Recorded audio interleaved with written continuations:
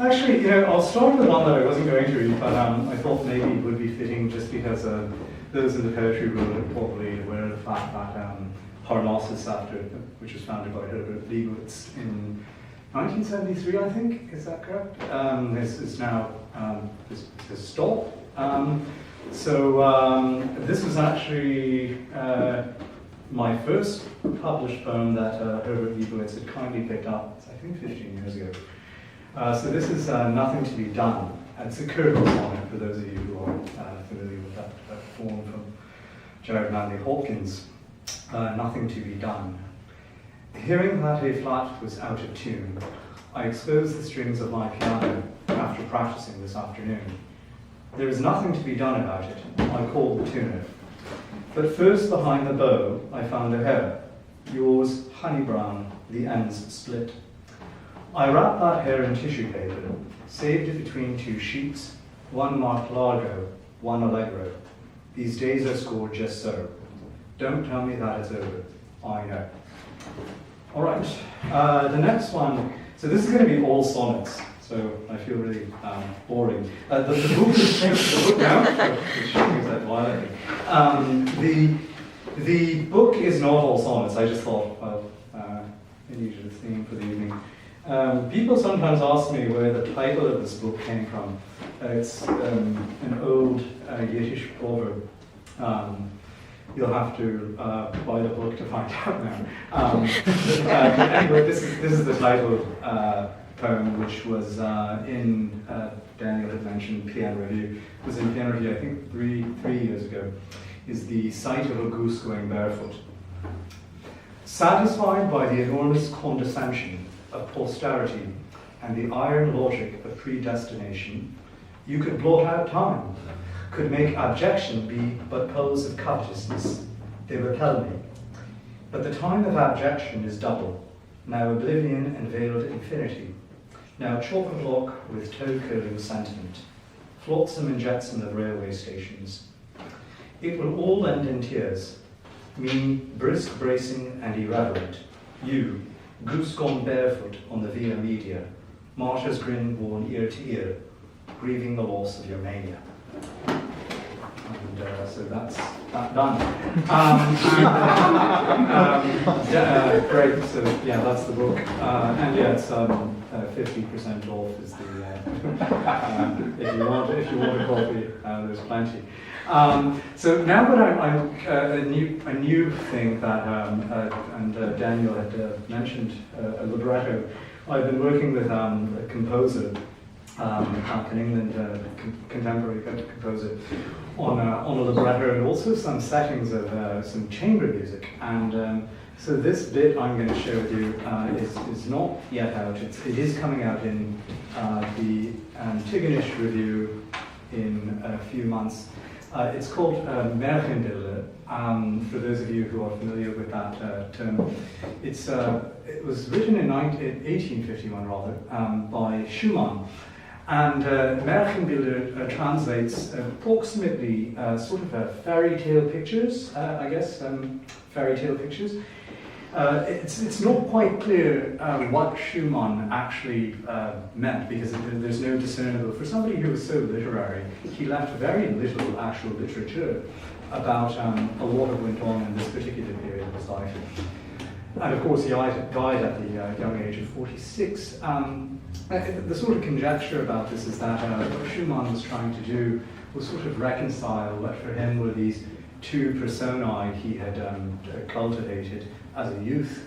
One he would have, it was Eusebius, who was sort of dreamy, a dreamer, and a rather wistful character, with Florestan, who, sort of on the other mythological extreme, is something of an impetuous person. And I sort of like to think of this as the sort of two sides of David Bowie, right?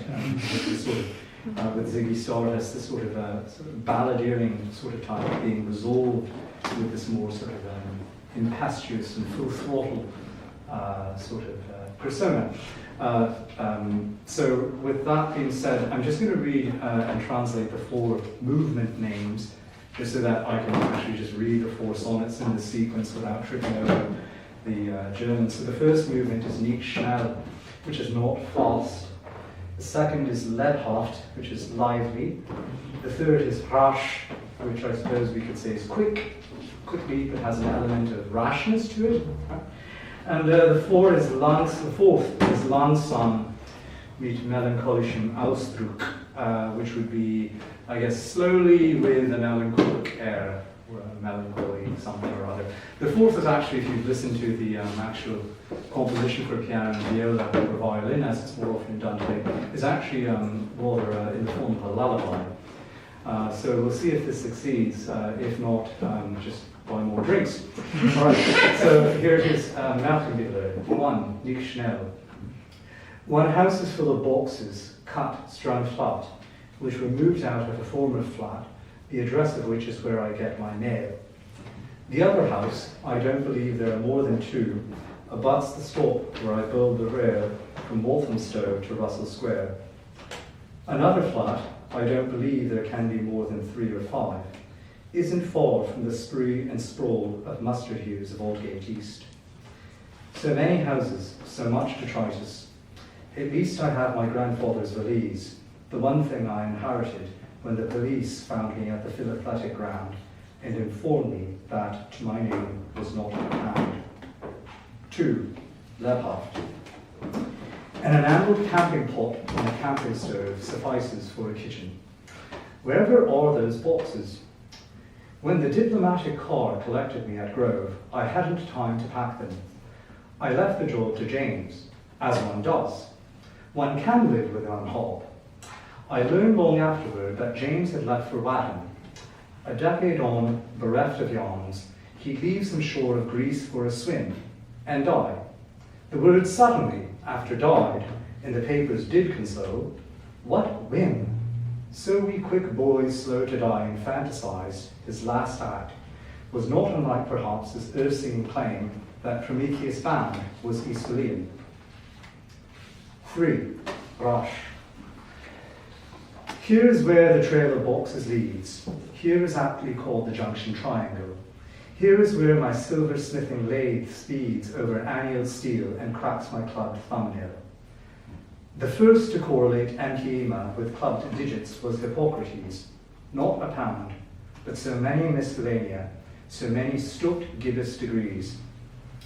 I leave what boxes I've not yet unpacked, and the boxes that need to be packed up still, with you in the junction triangle. I leave you, but I leave our address intact. Perhaps one day we will among us. Perhaps Prometheus bound was by Aeschylus. 4, langsam mit melancholischem Ausdruck. Put the kettle on, please, for a pot of instant coffee. These are our salad days, after all. Please do not apologize for the eggshells in the freezer. We ought to talk about the dustbins with the landlord, after all. Please know that we can afford not to have our windows face the stained glass ensconced in the brick of the Greek Orthodox church next door. Please know there's an overpass, after all, to speed the way between the rocks of Roncesvalles to the hedgerows with their flailing hawthorn back in Walthamstow. After all the pantomime sledging, we can go home, after all, lie low, and vanish years ago.